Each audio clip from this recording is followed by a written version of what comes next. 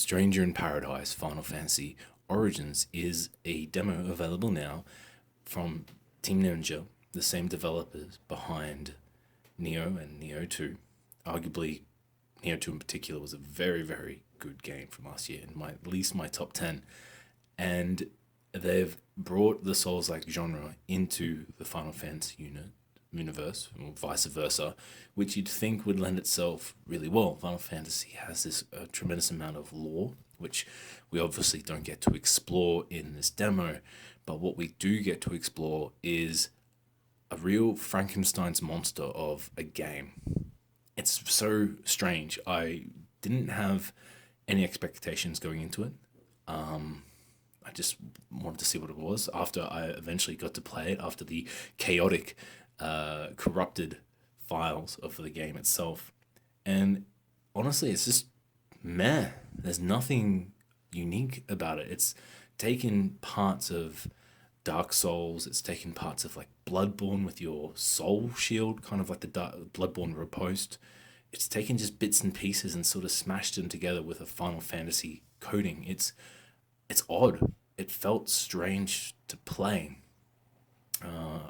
Just one of the weird things about it was your two party members who, well, one of the big things, if anybody has never played a Souls game, is not just stamina management, is managing your potions and your healing. Is when's the right time to heal? Can you go a little bit longer? Do you waste it, etc.? So in Stranger in Paradise, you have two party members who eventually will go down, but your potions have to heal them, which really is quite a strange choice. So you're managing your potions for three characters. Naturally, when the game comes out, or you'll be able to expand your potions, maybe you'll have healing, you'll be able to use magic, whatever. But the point is, it's just the initial impressions were, what? In Neo 2, you can play with a few other people online, but they're real people. They heal themselves, they have their different powers. Here it was AI. And they were dumb too, man. They were dumb as a post. You'd be fighting an enemy, and the two boys would just be standing back watching. And I was wondering when the fuck they were going to do something. Eventually, they ran up the stairs to tackle another enemy. I don't know why.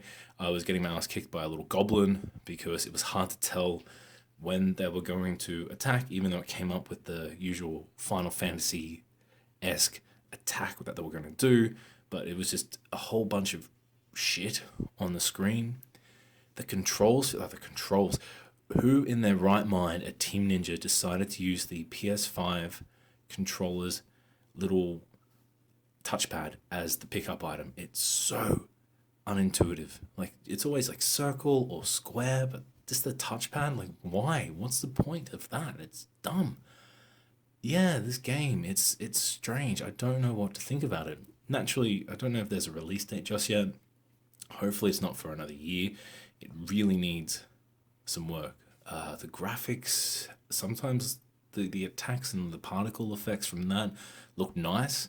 I mean, it ran smoothly. I had it on performance.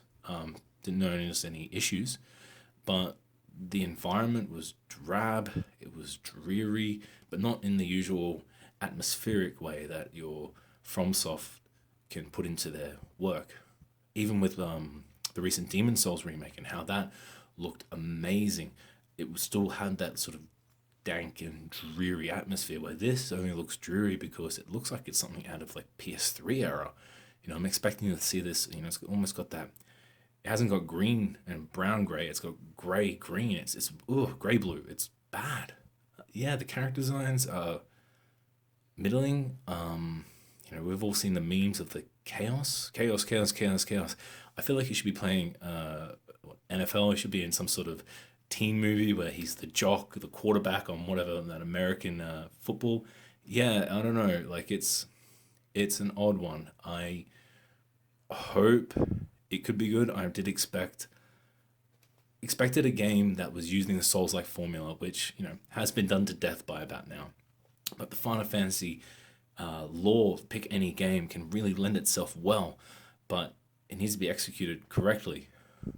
I would expect maybe rather than using a Souls-like formula, a beat 'em up formula. Persona 5 Strikers showed that you can take a JRPG and turn it into beat up, and it works really well. There was that Zelda beat 'em up game, like a Final Fantasy beat 'em up game using like the Thunder Jar and all those other really cool magic attacks would be great. Sending enemies flying, summons, everything.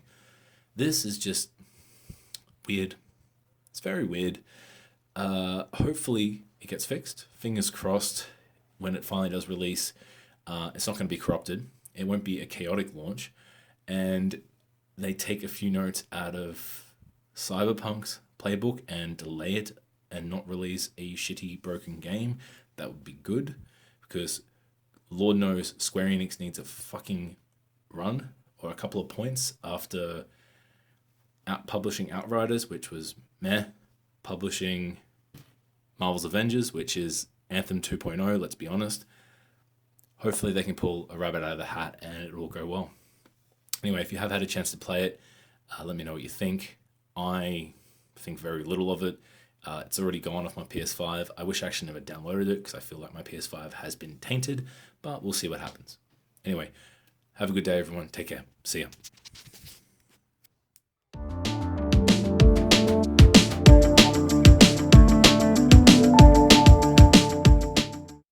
Yeah, no, hi, me again. I forgot one thing that proper annoyed me: the fucking tutorial.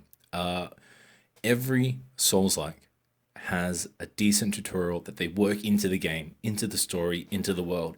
This is something straight out of an old, like again, PS3, PS2 era. The tutorial's separate. Like, oh, here's the mechanics. They throw everything at you straight away. Here's what you do.